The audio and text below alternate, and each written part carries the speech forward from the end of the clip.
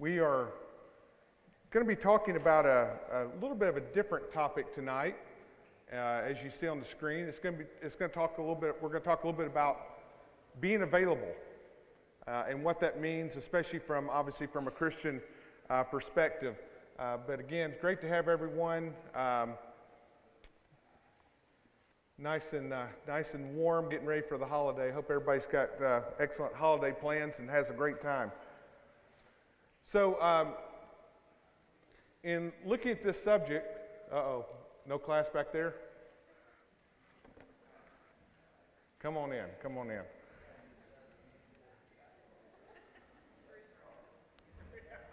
All right.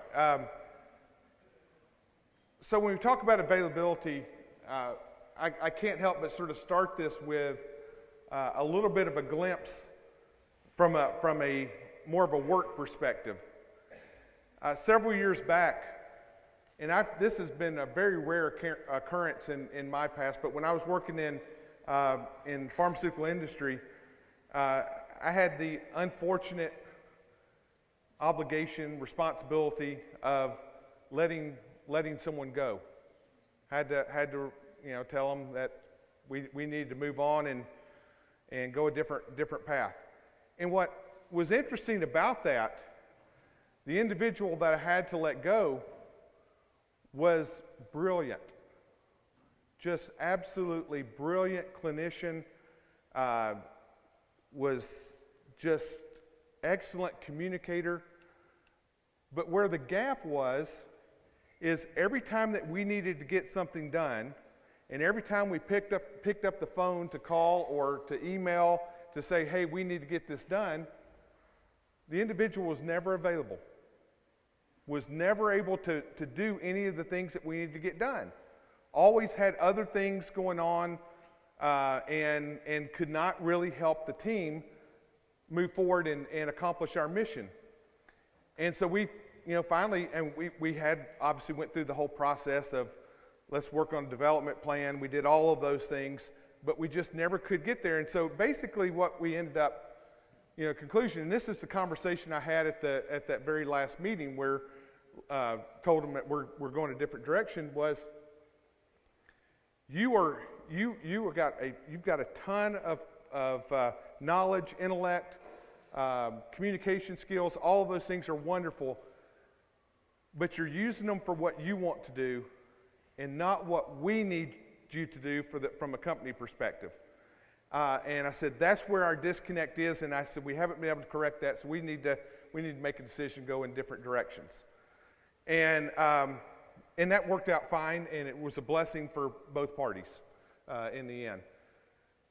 But many times we can also see that same thing happening in our Christian life as well, is that we focus on what we want and what our needs are, and we lose sight of what God wants us to be doing and what doors God is opening for us and what opportunities He's putting in front of us, but we choose not to do it because it's not what we want to do. So we're going to talk a little bit more about that tonight. But when you look at availability and you look at characteristics and traits of individuals, it's generally one that doesn't necessarily always come to mind. You always think about maybe it's intellect, you may think of communication skills, even flexibility, somebody that can do a lot of different things, and adaptability. All of those type things you think of, but availability, as you sometimes hear in the sports world, they'll say the most important ability that you can have as a player sometimes is availability. Doesn't matter how fast you can run, how high you can jump, or anything if you're not ever on the field or on the court. So availability is obviously very, very important. But it's one that we often overlook as well. So one of the things that we'll talk about tonight as we go through this lesson, something for us to ponder: do we worship and do we serve God primarily when we have the time to do so? And that's one that's easy to quickly dismiss, say, oh, no. But really, it's one I really want us to focus on. Do we serve God and do we worship when it's convenient for us? And I think when we start looking about how do we spend all of our time, how do we focus all of our time in our life, I think this one hits closer to home than a lot of times we think it does. I think this is something that a lot of people struggle with, is putting God truly first. It's easy to say, I put God first in my life, but the truth in that is by action. The truth in that is what you're actually doing. And are you truly putting God first in your life by how you've prioritized your life around Him and what He wants us to be doing? So we'll talk a little bit about that, and not just making ourselves, we need to make ourselves available whenever and wherever He calls.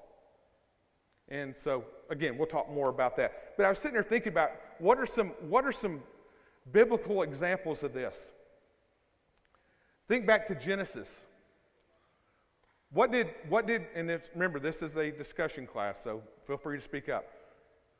What did God ask Abraham to do? Very first thing that He wanted him to do. Pick up and leave, right? Go into this foreign land. What if Abraham had said, I'm not really interested in doing that at this time. Doesn't really fit the schedule. Sarah and I are, we're planning a family, or we think we are. Don't really want to go right now. Think about what what we see from Abraham is the exact opposite, is the availability. That, yes, I'm going to go and I'm going to answer this call. And obviously another classic example we think of is Isaiah. Isaiah chapter 6. When prophet is needed, who can I send? What is Isaiah's response? Here am I, send me. So again, availability. What if Moses had said, Moses went into a little bit of that. He was like, hang on, I'm not necessarily the right person for this. Let's talk about this. But in the end, Moses made himself available. Even in the midst of fear, he made himself available to do what God needed him to do. So again, availability is really critical. So we look at, how do we define what available is? Well, this is the Merriam-Webster, I think there's 5 different definitions. There's just 3 of them. One is present or ready for immediate use. Another one is accessible or obtainable. So something that you can reach out to find pretty easily. And the last one is one we're going to focus a little bit more on. Qualified or willing to do something or to assume a responsibility. Qualified or willing. Now, if you are qualified and willing, that's wonderful. That is wonderful when both of those exist. That's the best of both worlds, when both of those exist. But that's not always the case. There are sometimes we get asked to do things that we're just not prepared to do, that we're not ready to do. And then how are we going to respond to that? Are we still willing to do that? Are we ready to put ourselves out there? Are we ready to learn something new? Are we ready to be a part of a force or a team to get something done that needs to get done? Or do we like to, again, play the hesitation game saying, it's just not for me. That's not my role. That's not my responsibility. Now, as we all know, we all have different talents. We all have different abilities. We all have different strengths of things that we're good at. And God wants us to use those. He wants us to use those. But it doesn't mean that we also can just say no to something because it doesn't fit in my wheelhouse. Because it's in those moments of doing the difficult things that we end up growing the most. It's when you reach the level of being uncomfortable, that's when you will gain the most out of it personally. Is putting yourself into those uncomfortable moments of being willing to, maybe it's to go up and to actually approach someone and have that personal Bible study. And you're saying, I don't know if I'm ready for this. I don't know if I've got, do it. Do it. It will work itself out. Because we have biblical example after biblical example that if you are willing with God, He tends to bring you along and make you qualified. So put yourself out there. Do the new thing. So a couple examples of that I said there's biblical examples. I'll mention two. One I just mentioned a moment ago, Moses. Moses said he wasn't qualified. Did Moses do a pretty good job? He did a pretty good job in a very difficult situation. Another, I spent some time talking with our college and 20-year young adults about this, the 12 apostles. The 12 apostles. We'll talk a little bit more about them in just a minute. If you will, turn to Matthew chapter 4.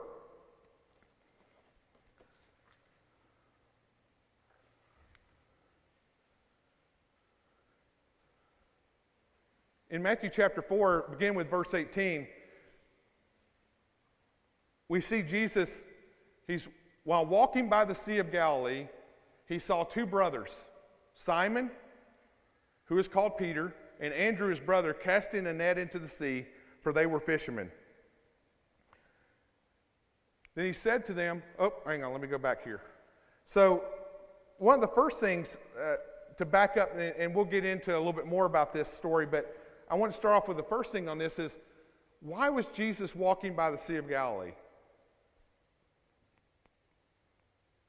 What was his mission? What was he out to do?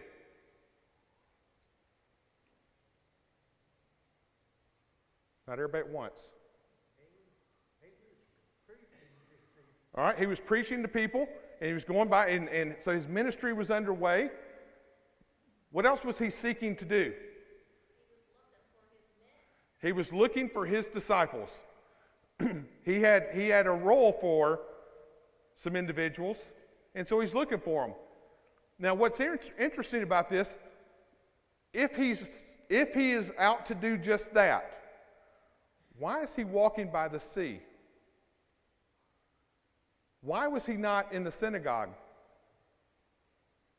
Why did he not go to Jerusalem and go to the temple?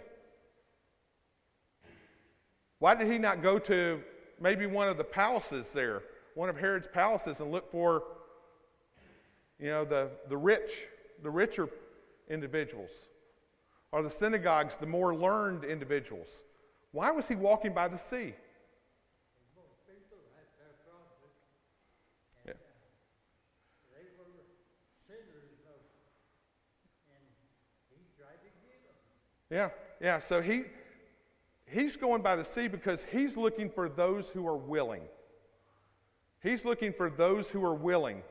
Not necessarily who was the most qualified, but who was willing to drop their nets and walk away and follow him. That's what Jesus sought. He sought the willing. He wanted those that were truly going to put him first in their lives. And that doesn't mean that they were perfect. We know that. We know that they had their issues as they went along and things that they struggled with as individuals, but they were willing and they put Jesus first. And these are boys that would have never been exposed to teaching of Torah. And so for him to go to them, it would have exposed them to a world they would have never had an opportunity to step into. Yeah, these were common, ordinary folks. We know that Peter and Andrew were fishermen. We know that James and John were fishermen. Philip most likely was also a fisherman as well. And so as you look at the whole 12, we know we had a tax collector that we'll talk a little bit about as well. We know we had a zealot. And then we don't know a whole lot about the others, but probably common, ordinary jobs. Several of which were probably also fishermen or helped in that area. They did know the law. We know that from John 1 and all that. We know that they knew the law from the Old Testament perspective. They were looking for the Messiah. That's why they were with John the Baptist. John and Andrew were sitting with John the Baptist because he knew the law. And so they were looking for that Messiah. And John the Baptist, of course, was talking about that to them.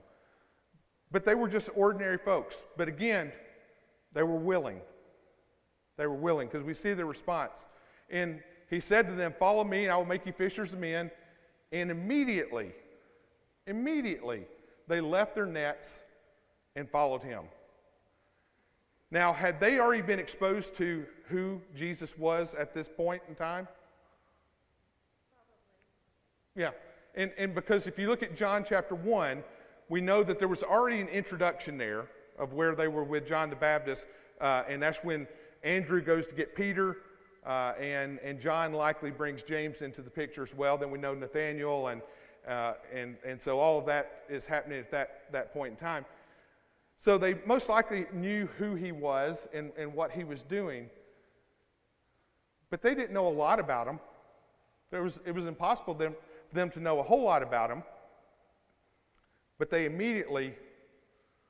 left their nets and followed him because they had faith. They had faith in who he was and what he could do. And pretty incredible response. But what was interesting is when they left their nets, they did more than just, obviously it's a great demonstration of faith of getting up and just saying, "Hey, we're following Jesus." But they also, it wasn't like they were just leaving, they had nothing to lose. They left their skill. They left their security. We know Zebedee actually had a pretty good business. He had servants with him, that worked with him as well. So they left some things on the table when they got up and they said, "Hey, we're going to follow you." They were willing to go, even though they knew that they were going to be losing some things in the process. They were going to lose the work that they were doing. They were going to lose, again, that steady income that was coming in to take care of family. They were willing to go, though. It's an interesting thing because a lot of times we don't think about it from that standpoint. We focus on them just dropping their nets and how incredible, but what were they also giving up by doing so? And yeah, they were giving up a whole life of what they had known. Now, was it for the right reason? Absolutely. It was a wonderful reason to do it. And they saw that, and their faith led them in that direction, but it was one that was not something that probably everybody would have done. Put yourself in their position today. If Jesus showed up at your workplace and you didn't know the end story at this point in time, because they did not know the end story at that point in time. So you've heard, you maybe have heard him talk a time or two, and he showed up at your workplace and said, "Hey, Caleb, I need you to leave I got a fly that's going to take me away here in a minute. But Caleb, I need you to leave the pharmacy at Vanderbilt, and I need you to follow me."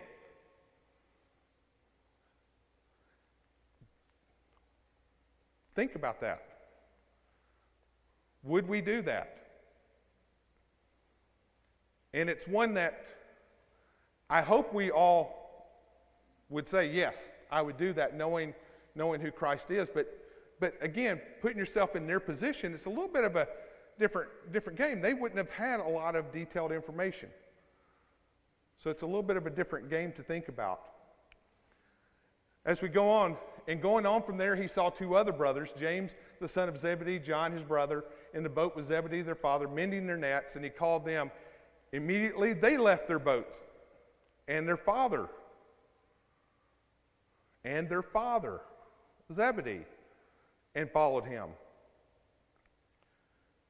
So they left comfort, they left connections, i.e. family. They walked away from family to follow Jesus. Now it's likely their mom maybe had gone as well and went with them as also, because we see that later on, obviously, in the story of James and John. But they left again. Dad, sorry, got to go. You got servants to do all this. We're following Jesus. What if today the call came to you to get up, to leave your family, and to go? I've got work for you. I've got work for you in a place that's a long way from here.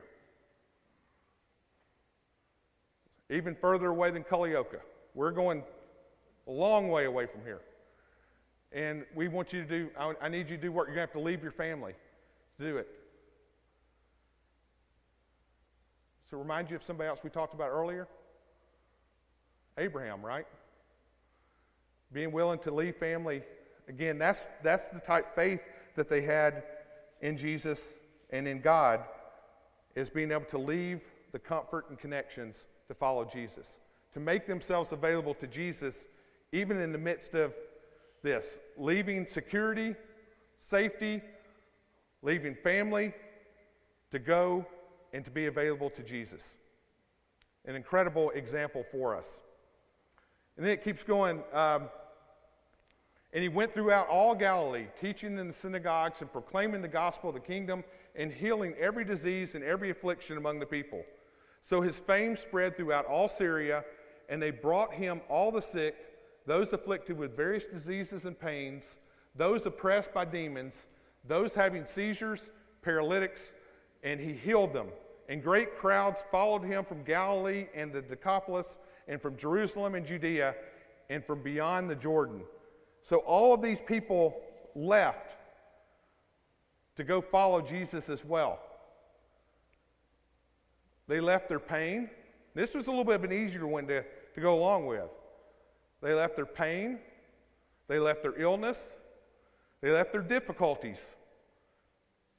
And they followed Jesus. Because one, he was the great healer. So there was obviously seeking that out as well.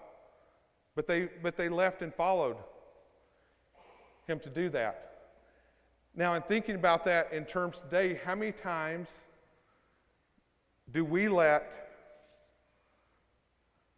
illness, and I'm not talking about something that's contagious or anything like that, but how many times do we let illness, difficulties in life that we're having, become a wedge between us and our relationship with God and Jesus Christ? How many times do we let that become where our life becomes focused so much on that we ignore what we need to be doing for God? Because we become so preoccupied with what's going on in our life, and that's what becomes our focus. They had all of these things, but yet their focus was on following Jesus Christ. And they made themselves available to Jesus by doing so. So, one of those thought questions, what holds us back from following Jesus? I'm sorry? I'm sorry, I cannot hear you. I said, I think we're more like the father of Zebedee. Father of Zebedee, explain. I think because obviously in the scripture it talks about his sons who are also two disciples who did leave to follow Jesus. But he didn't leave the boat. And sometimes I think we're like them. Like we're like hesitant, we're like not sure, confident, but we like dealing with what we know and what makes us feel okay and safe and secure. And I think we don't know what happened to Zebedee down the road. We don't know the next calling if he did. Yeah. He could be bitter because he took two of his sons away from his business. We just don't know those pieces. But I do think that we can relate to him by being stuck at the boat instead of being willing to leave the boat and follow. Yeah, for those of you who couldn't hear, excellent point. And her comment is sometimes we're like Zebedee, maybe, where we stay in the boat. We stay where we're comfortable. And we're not willing, because we don't want to necessarily put ourselves in a situation where we're going to have a struggle, where it's going to be difficult. because I'm okay right here. I'm comfortable. Everything's good. Everything's fine. Living here in where I'm living, and I've got a good job. Everything's good. Why mess it up? Why mess it up? And that's okay if you are answering the call of Jesus in each and every day of your life, doing that. But what if Jesus is asking, and God is asking us to do something more, to go somewhere different, to do something that we're not comfortable with? And if we're afraid to do that, if we're not confident of leaving the boat and saying, I'm going to follow Jesus, if we're not confident to do that, then we've got issues. And this is not an easy one to talk about. It's a hard one to talk about, because I think it hits close to home. It hits very close to home about how easy it is to fall into comfort. And comfort leads to basically paralysis. If you stay in a comfort level long enough, it's like if you got the big lazy boy Barcalounger. If you stay in the comfort zone long enough, next thing you know, you're out. Because you're just, but if you stay where you're being challenged and you're in the uncomfortable, you're staying on the move. You're going to be invigorated each and every day. You're going to make mistakes, yes, but you're going to learn from those and be able to use those in order to continue to grow. And so there's a different mindset there about being willing to be challenged, being willing to be in the uncomfortable, and getting out of the boat. Getting out of the boat and following Jesus. There will always be excuses or reasons to be unavailable. Every one of us in the room, if we're being honest with ourselves, we can sit here and come up with a list of reasons why I can't do that. I know that there's somebody that needs help, but somebody else is going to do it. Somebody else will do it. Let me call somebody else to do it. There's always excuses. There's always reasons to be unavailable.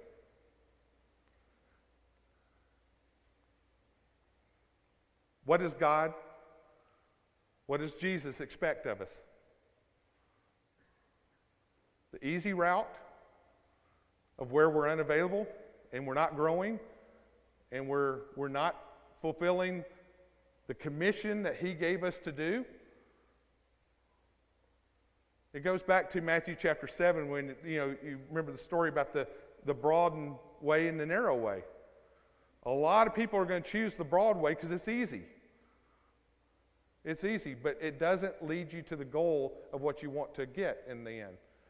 The narrow way is going to be difficult. It's going to be challenging. Tom? I think it's pretty simple in that don't we always want Him to be available for us? Yeah. He's going to be that way all the time, so why should we not be available for Him? Simple as that. Absolutely, and it's a great point. For those who didn't hear what he said, it's really quite simple. We, as humans, we expect God to be available to us all the time. He is the cosmic wish giver in the sky with the biggest vending machine that we've ever thought of, that, hey, God, I need help with this. God, I need that. God, I need this. I need help with this. And we expect to just push the buttons and boom, it be answered. Because we have that expectation of God, that He's always there, and He is, that He loves us, and He does. And because of those, that's all that really matters. I've got my God. That's my relationship. My relationship is all in one way of gimme, gimme, gimme, gimme. But are we, if we're in a true relationship, there's another passageway that goes there. God is expecting us. When Jesus said in the Great Commission, started off with First word that's a tough one sometimes. It doesn't necessarily mean, I'm not talking about global travel either, but it says go. Go and teach. Go and teach. Make disciples. Go and teach and make disciples.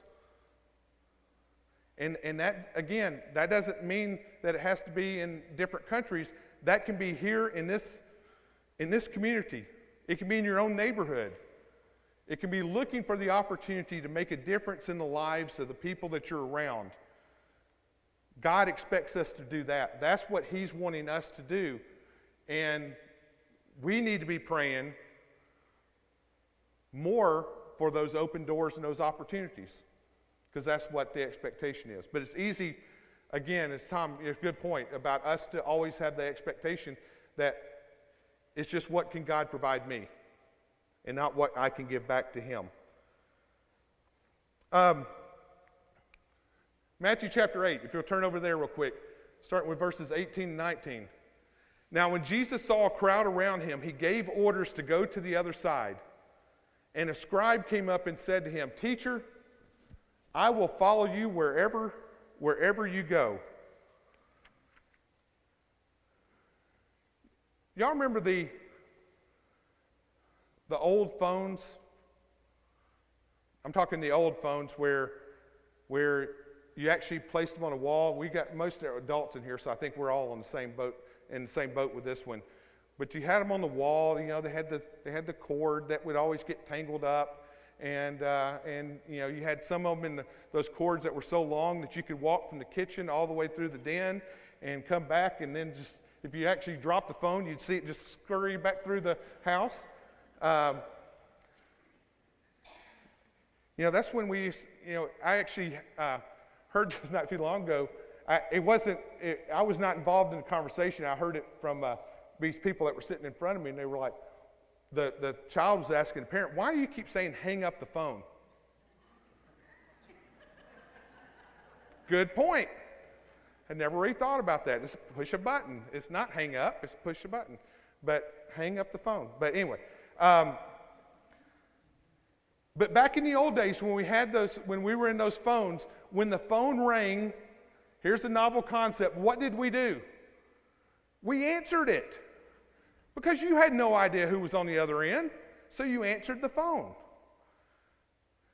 You made yourself available to whoever was calling you. Then we had this wonderful or not so wonderful thing called caller ID that came around. And then when people called needing help, what did we do?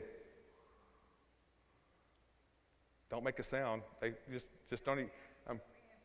Don't answer it. Or if somebody's knocking at the door, don't make a sound. We're creeping through the house, making sure they don't see shadows moving, things like that.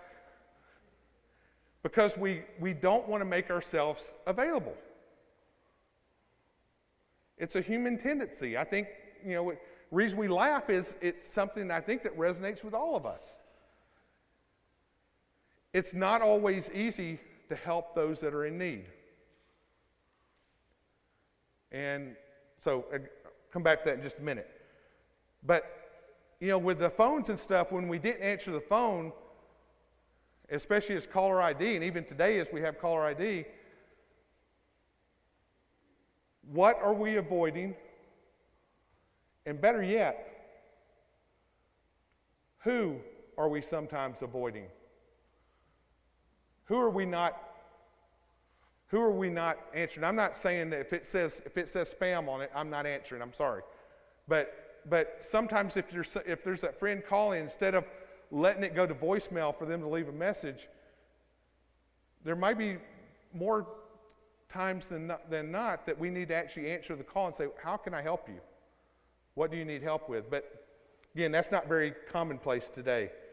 So as you go through Matthew 18 through 19, a scribe came up and said, "Teacher, I will follow you wherever you go." And Jesus said to him, "Foxes have holes and birds of the air have nests, but the Son of Man has nowhere to lay his head." It's not always easy to follow Jesus. Jesus had nowhere to even lay his head. So that scribe who said, I'll follow you everywhere, guess what? You may be sleeping on the ground, because that's what Jesus was doing many times.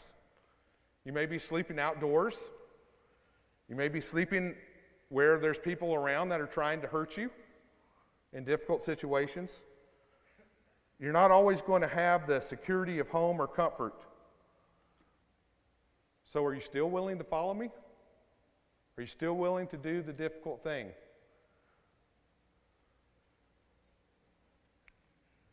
It's not always easy. It's not always easy. And it makes it tough. It makes it real tough when we know that we could make a difference in somebody's life, yet we choose not to do it because we're just afraid. It's going to take us out of, I'm going to talk about schedules in a minute, but that's another one that obviously is a big impact on this. But it's going to take us out of that comfort zone. But we don't help others because of that.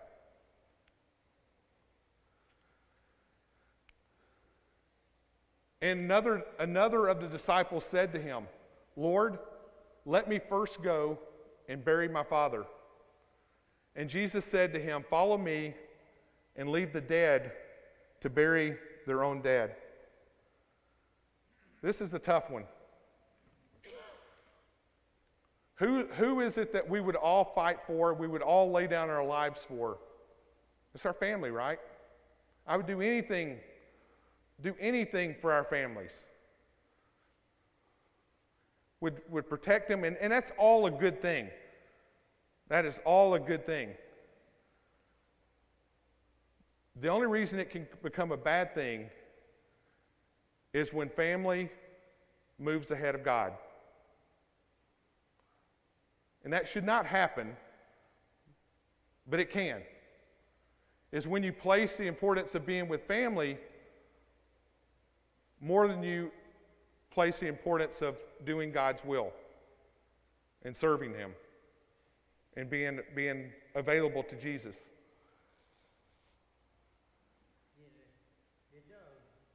Jesus said, he said that if you love your father or your mother or your children more than me, you're not worthy of me. Absolutely. So, Yeah, he was very, very clear about it. And he knew the importance. Did Jesus love his mother? Absolutely. Right on the cross, one of the last things he does is make sure that she's taken care of. I want John, I want you to take care of her. He loved his mother. But at the same time, he knew he had to fulfill the mission that the Father sent him on this earth to do, first and foremost. And that meant he had to leave his family. He had to do what God wanted to do first. That was the example that he gave us. And that's not an easy one. Family is important, family is good, but they can't take precedence over doing God's will. I couldn't help but think about how busy we sometimes get and how that sometimes takes precedence over doing what we should be doing. And I can't help but remember the story of Mary and Martha. And remember when Jesus comes over and what's Martha doing? All the work, right? She's doing all the work. She's got the kitchen going, she's got everything cleaning, she's doing everything. And what is Mary doing? Sitting at the feet of Jesus and talking with him. And the lesson, of course, that Jesus tells us from that is what? He's more important. We can find so many things in this life, the busyness of this life, the focus of things going on in this life, that we think is the most important thing to be doing. But if we're not focused on Jesus and God first, we're missing it. We're missing the boat. Do you sometimes find yourself too busy to pray? where it just doesn't become the priority because I've got so much going on. I've got so much I'm trying to do. Especially, I know I'm sort of out of this age now, but with young kids and stuff, you're so busy with young kids getting everything done for them. Do you sometimes forget about your own spiritual journey and the importance of prayer in that, of taking time for yourself to sit down with God and to talk, and how important that is? And that's one that can easily get missed along the way. Family, friends, others' responsibilities can easily get in the way of just being available to Jesus. And there's always going to be critics to make us question about being available to Jesus. They're always going to be there. They were for Jesus. Matthew chapter 9, as Jesus passed on from there, he saw a man called Matthew sitting at the tax booth. He said to them, "Follow me," and he rose and followed him. And as Jesus reclined at a table in the house, behold, many tax collectors, sinners came and were reclining with Jesus and his disciples. And when the Pharisees saw this, they said to his disciples, "Why does your teacher eat with tax collectors and sinners?" The critics were there. Why are you with this kind of person? Why did Jesus go to the tax booth to begin with? What was he looking for?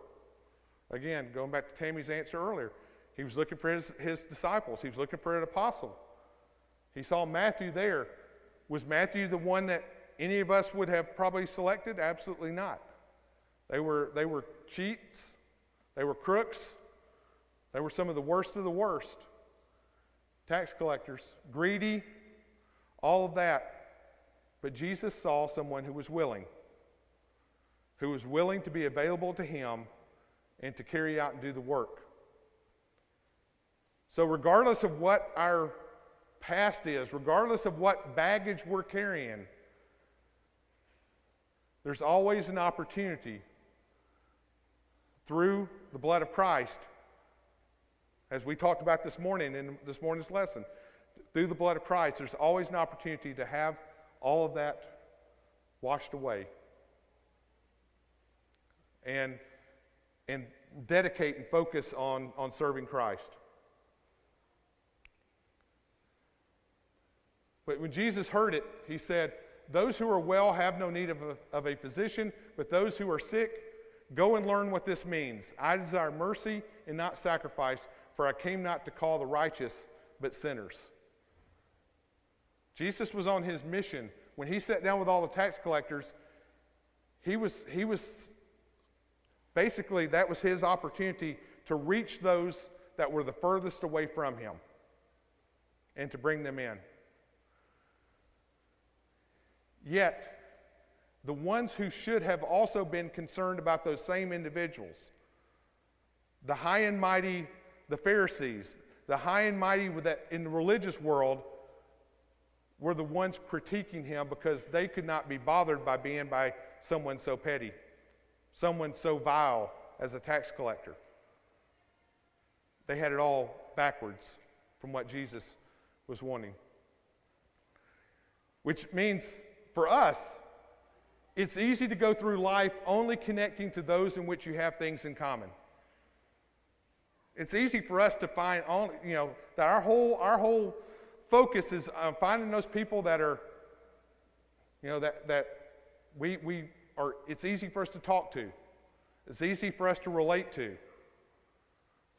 Barry is a good Tennessee Vol fan. I can connect with him. That's who I'm going to spend time with. I'm not going to go to that Clay guy over there who likes that Alabama team, Yeah, but let's go back because of this right here, right? I came to call all right, I won't go there. But it's easy. It's easy for us to get to focus in on those that we're just more comfortable around. And we lose sight, again, of the opportunities and what God has put in front of us to do. Yes?